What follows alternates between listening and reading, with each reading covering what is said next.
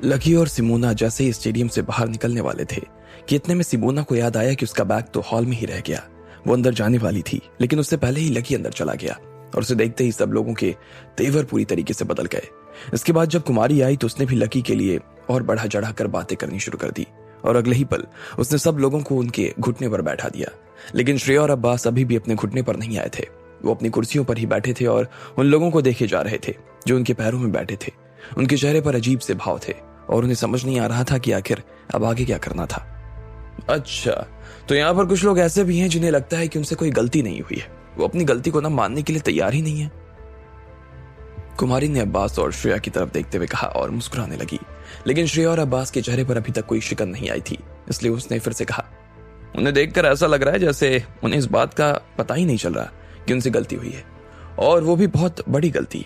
अब जब वो अपनी गलती को मानना ही नहीं चाहते तो मुझे ऐसा नहीं लगता कि हमें यहाँ रुकना चाहिए। हमें यहाँ से निकल जाना चाहिए, लेकिन हमारे जाने के बाद जो उन्हें परिणाम भुगतने पड़ेंगे ना, उसकी जिम्मेदारी ना वो खुद ही ले। चलो लकी, चलते हैं, कुमारी ने कहा और फिर लकी और सिमोना को अपने साथ लेते हुए वहां से बाहर जाने लगी। जैसे ही वो लोग निकलने को थे, कितने में पीछे से लोगों की ढेर सारी चिल्लाने की आवाजें आनी शुरू हो गई। अरे नहीं लकी भाई, प्लीज मत जाओ। अरे तुम दोनों रुक जाओ ना, कहाँ जा रही हो? हमें प्लीज एक मौका दो, बस एक मौका। कुमारी उसकी बात सुनकर लकी और सिमोना की तरफ देखते हुए मुस्कुराने लगी। वो पीछे की तरफ पलटी और उसके चेहरे पर एक कड़वा सा भाव था। उसने फिर से श्रेया और अब्बास की तरफ देखते हुए कहा, देखो हम तो जाना नहीं चाहते, लेकिन अब जब ये लोग नीचे ही बैठना नहीं चाहते, अपने घुटनों पर आना ही नहीं चाहते, तो हम लोग भी इसमें क्या ही कर सकते हैं ना। देखो इन्हें देखकर ऐसा लग रहा है ना कि ये लोग अपनी गलती नहीं मान रहे। बाकी सब लोगों ने ये बात सुनते ही अब्बास और श्रेया की तरफ देखना शुरू कर दिया और धीरे धीरे ये कहना भी शुरू कर दिया, प्लीज नीचे आ जाओ और अपने घुटनों पर बैठ जाओ प्लीज। हाँ, क्यों सबको परेशान कर रहे हो यार, बैठ जाओ ना। देखो, अरे अगर तुम नीचे नहीं आओगे तो हमारे लिए मुश्किल हो जाएगी, प्लीज बात मानो। अब्बास घबरा रहा था। हालांकि डर तो श्रेया को भी लग रहा था, लेकिन फिर उसे इस बात का एहसास था कि अगर अब्बास उसके साथ में है ना तो वो उसे बचा लेगा, और अब्बास के साथ में होते हुए वो लकी और सिमोना के सामने झुक तो नहीं सकती थी। वो अपनी जगह पर से खड़ी हुई और जोर से चिल्लाते हुए बोली, मैं इस आदमी के लिए ना अपने घुटने पर बैठ जाऊं? ऐसा जिंदगी में नहीं हो सकता। इस आदमी ने हमेशा मेरे साथ बुरा किया, हर कदम पर इसने मेरे साथ बेईमानी की है, और तुम कह रहे हो कि मैं इसके सामने नीचे झुक जाऊं? कभी नहीं। मेरे सामने ये आदमी गोबर है, गोबर। इतना कहना था कि एक जोरदार आवाज हुई। जब श्रेया जोर से ये सब चिल्ला रही थी तो इतने में अब्बास अभी जगह पर से खड़ा हुआ अपनी, और उसने श्रेया के गाल पर एक तमाचा मार दिया। वो खुद भी लकी के सामने अपने घुटनों पर आने से कतरा रहा था, लेकिन जब उसने श्रेया के मुंह से इस तरह की बातें सुनी तो उसे लगा कि वो लकी को और ज्यादा गुस्सा दिलाने का काम कर रही थी। अब लकी की पहचान सीधे उस राजा से हो चुकी थी, और अगर कल को अब्बास का मन करता कि वो उस राजा के देश में अपनी कंपनी खोले तो लकी उसमें टांग अड़ा सकता था। इसलिए उसे श्रेया को थप्पड़ मारने में ना ज्यादा सोचना नहीं पड़ा, और उसने तुरंत ही उसके गाल लाल कर दिए ताकि वो अपना बकवास सा मुंह बंद कर दे। अब्बास, ये क्या किया तुमने? श्रेया ने अपने गाल पर अपना हाथ रखा हुआ था और वो अब्बास को बस देखे जा रही थी। उसे विश्वास ही नहीं हो रहा था कि अब्बास भी उसके गाल पर चांटा मार सकता था। अब्बास ने श्रेया की बात के जवाब में कुछ नहीं कहा। उसने बस एक गहरी सांस ली और सीधा जमीन पर बैठ गया। अब्बास ने अपना सिर नीचे झुका लिया। उसका चेहरा गर्म और लाल हो चुका था और उसे बहुत ज्यादा शर्म आ रही थी। अब सिर्फ श्रेया ही ऐसी बाकी रह गई जो कि नीचे नहीं बैठी थी। इससे पहले तो लोगों ने उसे ज्यादा कुछ नहीं कहा था, क्योंकि उन्हें लग रहा था कि वो अब्बास के साथ में थी। लेकिन अब जब खुद अब्बास भी लकी के पैरों पे था तो बाकी लोगों को श्रेया की कोई परवाह नहीं रह गई, और उन्होंने श्रेया के ऊपर चिल्लाना शुरू कर दिया, श्रेया चुपचाप बैठ जाओ नीचे, समझी? ए लड़की, बैठ नीचे, तेरी वजह से ना हम सब मारे जाएंगे, बैठ जा। एक लड़का जो कि श्रेया के पास ही खड़ा था, उसने भी श्रेया को खींचकर नीचे बैठाने की कोशिश की। तभी श्रेया का बैलेंस बिगड़ा और वो तुरंत अपने बैग के साथ नीचे आ गई। चलो कोई बात नहीं, ये भी ठीक है, बुरा नहीं है, बुरा नहीं है, वेल डन, वेल डन। कुमारी ने श्रेया के सामने देखा और मुस्कुराते हुए कहा। लकी और सिमोना एक दूसरे को देखे जा रहे थे और उनके चेहरे पर भी ना चाहते हुए एक मुस्कान आ गई। वो सोच रहे थे कि कहीं इन सब चीजों के चक्कर में कुमारी उन्हें किसी मुसीबत में ना डाल दे। चलो आगे आओ, कुमारी ने लकी और सिमोना को आगे लाते हुए कहा, और उसने उन दोनों को कुर्सी पर बैठा दिया। कुमारी ने लकी को देखा और बोली, हाँ तो मैंने आपके लिए सेटिंग बना दी है, बिसात बिछा दी है। अब तुम्हें तो याद है ना कि अभी थोड़ी देर पहले इन लोगों ने मेरी, तुम्हारी और श्रेया की किस तरह की बेइज्जती की। ऐसे में अब तुम लोग देख लो कि इनके साथ क्या करना है, लेकिन इन्हें सबक अच्छा सिखाना।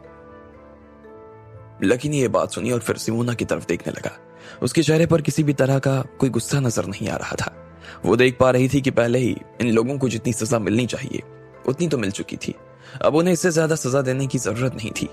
लकी ने भी मुस्कुराते हुए कुमारी की तरफ देखा और फिर धीरे से बोला, देखो कुमारी, लोगों के लिए ना सबसे ज्यादा जरूरी चीज होती है उनकी डिग्निटी, उनका सम्मान। अब तुमने तो इन्हें हमारे पैरों में लाकर बैठा दिया है। मेरे हिसाब से इतना काफी है। मारने पीटने से ना बहुत ज्यादा कुछ होने वाला नहीं है, इसलिए मुझे लगता है कि इन्हें छोड़ देना चाहिए। कुमारी इस बात का ही इंतजार कर रही थी कि आखिर लकी के दिमाग में इन्हें सजा देने के लिए क्या ख्याल आ रहे थे। उसने जब सुना तो वो भी उन लोगों को छोड़ देना चाहती थी। उसने लकी की तरफ देखा और बोली, नहीं यार, मुझे तो ऐसा लगता है ना कि इन्हें मार पड़नी चाहिए। जैसे ही उसने इतना भर कहा और लोगों को गुस्से में देखा तो लोगों की सिट्टी पिट्टी गुम हो गई। अब वो लकी की तरफ नहीं देख रही थी। लकी ने श्रेया की तरफ देखा, उसके पास किया और बोला, श्रेया, तुमने मेरी सबसे बड़ी चीज, मेरी डायरी जला दी। उसके बाद तुमने अब्बास के साथ मिलकर इतने सारे लोगों के सामने मेरा मजाक उड़ाया और तो और मेरे ऊपर इन सब लोगों को हमला करने के लिए भेजा। उसके बाद तुम लोगों से कहती रही कि हम दोनों एक साथ पढ़ते थे। क्या सच में कभी हम एक साथ थे श्रेया? ऐसा तो कोई दोस्त नहीं हो सकता जो इस तरह की हरकत करे। जैसे ही उसने इतना भर कहा कि उसके बाद श्रेया के गाल पर ढेर सारे तमाचे पड़ने शुरू हो गए। श्रेया के गाल पर 4 थप्पड़ पड़े और उसका चेहरा 4 बार दाएं से बाएं और बाएं से दाएं घूम गया। लकी ने उसके गाल पर तमाचे मारकर उसे लाल कर दिया। श्रेया ने मारे शर्म के अपना चेहरा छुपा लिया और उसे उसके गालों में बहुत दर्द हो रहा था। वो लकी को बस ठंडी नजरों से देख रही थी, लेकिन उसकी कुछ भी कहने की हिम्मत नहीं हो पा रही थी। उसे इस बात का डर लग रहा था कि कहीं लकी फिर से उसे डांट ना लगाए। इससे पहले अब्बास ने भी उसके गाल पर तमाचा लगा दिया। लकी ने उसकी तरफ देखा और कहा, मैंने अभी तो सिर्फ 4 थप्पड़ मारे हैं, लेकिन अगर आज के बाद तुमने सिमोना के बारे में कुछ भी कहा ना तो ध्यान रखना, मुझसे बुरा कोई नहीं होगा। लकी इसके बाद अब्बास के पास आकर खड़ा हो गया। अब्बास का दिल भी उसके मुंह के बाहर हो रहा था और उसने अपना सिर नीचे झुका लिया। वो बस अपनी दिल में यही उम्मीद कर रहा था कि लकी उसके साथ कुछ बहुत ज्यादा ना करे। जब वो अपनी नजरों के सामने इधर उधर की चीजें सोच रहा था तभी उसकी आंखों के सामने कुछ चमक गया। अब्बास का दिल जोरों से धड़कने लगा। अचानक से उसकी नाक में दर्द होना शुरू हो गया और उसकी आंखें खुलने के बाद पता चला कि लकी ने उसके मुंह पर एक जोरदार मुक्का मार दिया और वो पीछे जमीन पर गिर गया। अब्बास को कुछ देर के लिए होश नहीं रहा। जब वो फिर से खड़ा हुआ तो उसकी नाक में से खून बहने लगा। लकी फिर से कुमारी के पास आकर खड़ा हो गया। कुमारी ने जोर से ताली बजाई और मुस्कुराते हुए बोली, ये तो बहुत अच्छा हुआ, इन दोनों के साथ में ऐसा ही होना चाहिए, है ना? देखो मजा आ गया ना? लकी ने भी उसके सामने देखते हुए मुस्कुरा दिया। इसके बाद लकी ने सिमोना का बैग उठाया और कुमारी और सिमोना के साथ बाहर आने लगा। जैसे ही वो तीनों लोग बाहर निकलने वाले थे कि सारे लोग अपनी जगहों पर से खड़े हो गए। कुमारी भी फिर से अपने ट्रक पर चली गई थी। लकी और सिमोना उन्हें बाय कर रहे थे। उन्होंने ऑटो लिया और फिर कॉलेज आ गए। लकी सिमोना को उसकी डॉर्मेट्री तक छोड़ने के लिए आ गया। आज सेरेमनी में जो कुछ हुआ उसके लिए सिमोना उसको बहुत सारा थैंक यू बोल रही थी और उसने आखिर में कहा, लकी सच में बहुत सारा थैंक यू तुम्हें। आज तुमने जो भी किया ना उसके लिए मैं सिर्फ इतना ही बोल सकती हूँ। अगर आज तुम नहीं होते तो मुझे जो कुछ मिला ना नहीं मिल पाता। लकी ने भी उसकी तरफ मुस्कुराते हुए देखा और कहा, अरे तुम्हें भी थैंक यू।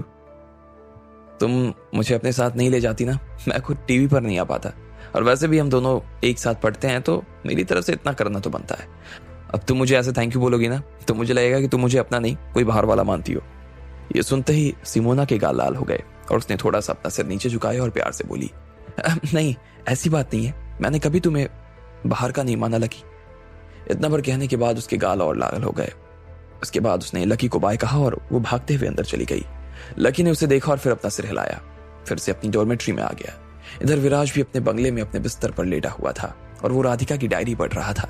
इन दिनों वो अपनी सारी चीजें डायरी के हिसाब से ही चल रहा था और इसकी वजह से उसका शहनाज के साथ में रिश्ता आगे बढ़ रहा था।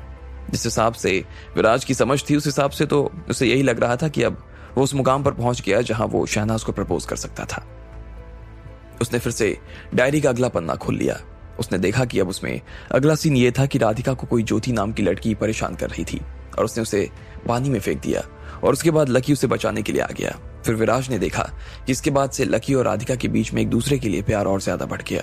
ये बढ़ते ही विराज का चेहरा खिल गया और वो बोला, शहनाज कल मैं अपने दिल की बात तुमसे कह दूंगा और तुम मना भी नहीं कर पाओगी। अब आगे क्या होने वाला था? क्या सच में विराज शहनाज को प्रपोज करने वाला था? आपको क्या लगता है? क्या होंगे इन सभी सवालों के जवाब? कमेंट बॉक्स में कमेंट करके हमें जरूर बताएं और सभी सवालों के जवाब को जानने के लिए सुनते रहिए इंस्टा मिलीनियर सिर्फ पॉकेट एफएम पर।